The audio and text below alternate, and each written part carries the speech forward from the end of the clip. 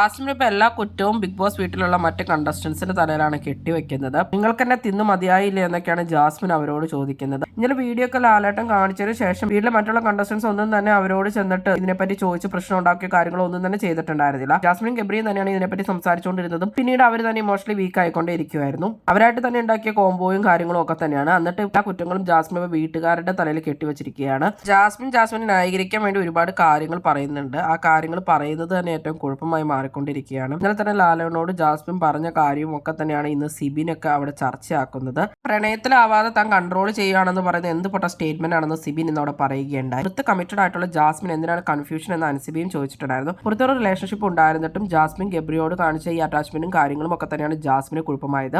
Jasmine ഇന്ന് ഋഷിയോട് പറയുകയുണ്ടായി, ഇവിടെയുള്ളവർ എന്താണ് പറയുന്നത് കാമമാണെന്നൊക്കെയുള്ള എന്ത് മോശം സ്റ്റേറ്റ്മെന്റ് ആണ് ഇവർ പറയുന്നത് എന്നൊക്കെ ഉള്ളത്. ഇങ്ങനെ ഇവർ പറയുന്നത് എല്ലാം കേൾക്കാനും സഹിക്കാനും ഒന്നും പറ്റില്ല എന്നൊക്കെയാണ് ജാസ്മിൻ പറയുന്നത്. അങ്ങനെ ജാസ്മിന് വീട്ടുകാരോട് മൊത്തം ദേഷ്യമാണ്. ഇപ്പോൾ ആദ്യത്തെ ദിവസങ്ങളിലൊക്കെ വീട്ടുകാരൊക്കെ പറഞ്ഞിട്ടുണ്ടായിരുന്നു ഇതിങ്ങനെ പോയാൽ ശരിയാവില്ലെന്നും കൺട്രോൾ ചെയ്യണമെന്നും, അപ്പോൾ പുറത്ത് ഇമേജ് ഒന്നും തനിക്ക് കുഴപ്പമില്ല എന്നൊക്കെ പറഞ്ഞ് വളരെയധികം അവരോട് തട്ടിക്കേറുകയൊക്കെയായിരുന്നു ജാസ്മിൻ ചെയ്തുകൊണ്ടിരുന്നത്. ഇപ്പൊ ഫുൾ താൻ നെഗറ്റീവ് ആണെന്ന് മനസ്സിലാക്കിക്കൊണ്ടാണ് ജാസ്മിൻ ഇങ്ങനെയൊക്കെ കാണിക്കുന്നതെന്ന് തോന്നുന്നു. ജാസ്മിൻ കാണിക്കുന്നത് മൊത്തം ഡ്രാമയാണെന്ന് സിബിൻ പറയുകയും ഉണ്ടായി. ഫുൾ പ്ലാനിങ്ങിലാണ് ജാസ്മിൻ വന്നിരിക്കുന്നതെന്നാണ് അവരൊക്കെ പറയുന്നത്. മെഡിക്കൽ റൂമിൽ നിന്ന് വന്ന ഗബ്രീനെ സമാധാനിപ്പിക്കുന്നുണ്ട് അപ്സര. അപ്പൊ അപ്സര പറയുന്നുണ്ട്, നീ എന്തിനാണ് ഇങ്ങനെ മാറിയിരിക്കുന്നത്, നീ ഇവിടെ മോഷ്ടിക്കുകയോ അല്ലെങ്കിൽ നീ ഇവിടെ ആരോടെങ്കിലും തെറി പറയുകയോ അങ്ങനെയുള്ള കാര്യങ്ങളൊന്നും നീ ചെയ്തിട്ടില്ല, നീ പിന്നെ ഇങ്ങനെ മാറിയിരിക്കരുത്, നീ നന്നായിട്ട് ആക്റ്റീവായിട്ട് ഗെയിം കളിക്കണം, ഇൻഡിവിജ്വൽ ആയിട്ട് കളിക്കണം എന്നൊക്കെ ഉള്ള രീതിയിൽ ഗബ്രിയോട് പറയുന്നുണ്ട്. മറ്റുള്ള കണ്ടസ്റ്റൻസിനൊക്കെ ഫേസ് ചെയ്യുന്നു, നീ ഇറങ്ങി വാന്നും അല്ലെങ്കിൽ മറ്റുള്ളവർക്ക് ഓരോന്ന് പറയും എന്നൊക്കെയുള്ള രീതിയിലാണ് അപ്സര ഗബ്രിയോട് പറയുന്നത്. എനിക്ക് ആകെ കണ്ണിൽ ഇരുട്ട് കയറിയ പോലെയാണ് തോന്നിയത്. എനിക്ക് ആകെ സങ്കടം വന്നത് എന്താണെന്ന് വെച്ചാൽ അവൾ അത്രയ്ക്കും പൊട്ടിക്കരഞ്ഞു കഴിഞ്ഞപ്പോൾ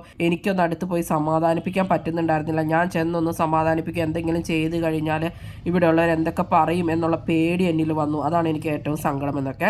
ലൈവിലപ്പോൾ ഇപ്പം ജാസ്മിൻ ഗബ്രി ഇഷ്യൂ തന്നെയാണ് നടന്നിട്ടുള്ളത്. അപ്പോൾ ഇവരെ സൈക്കോളജിസ്റ്റിനെ കാണിക്കാമെന്നൊക്കെ ബിഗ് ബോസ് പറഞ്ഞിട്ടുണ്ട്. മറ്റേ നോമിനേഷനോ അല്ലെങ്കിൽ ക്യാപ്റ്റൻ്റെ എൻട്രിയോ കാര്യങ്ങളോ ഒന്നും ഇതുവരെ ആയിട്ടില്ല. കൂടുതൽ ബിഗ് ബോസ് വീഡിയോകൾക്കും ബിഗ് ബോസിന്റെ ലേറ്റസ്റ്റ് ലൈവ് അപ്ഡേറ്റ്സിനുമായിട്ട് ഈ ചാനൽ സബ്സ്ക്രൈബ് ചെയ്യണേ, സപ്പോർട്ട് ചെയ്യണേ. അടുത്തൊരു വീഡിയോയുമായി ഉടനെ കാണാം.